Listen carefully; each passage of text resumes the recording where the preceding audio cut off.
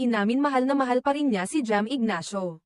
Aminado si Jelly O na patuloy pa rin ang nararamdaman niyang pagmamahal para sa kanyang fiancé na si Jam Ignacio, kahit na naganap ang insidenteng pambubugbog na ginawa nito sa kanya. Sa isang panayam ng media nitong Biyernes ika-21 ng Pebrero, ipinahayag ni Jelly na hindi niya kayang itago ang nararamdaman, subalit nais niyang itama ang maling nagawa ni Jam. Yung pagmamahal ko syempre nandito pa rin. Mahal pa rin kita. Pero syempre hindi naman pwedeng love lang ang paiiralin natin. Magharap na lang po kami, pahayag ni Jelly. Ipinakita niya ang hirap ng sitwasyon, na bagaman mayroon siyang pagmamahal kay Jam, hindi niya kayang ipagwalang bahala ang nangyaring insidente. Ayon sa kanya, hindi sapat ang pagmamahal lamang para malutas ang kanilang problema, at kailangan nila ng mas seryosong pag-uusap. Dagdag pa niya, sa ngayon tinatanggap ko naman yung sorry niya.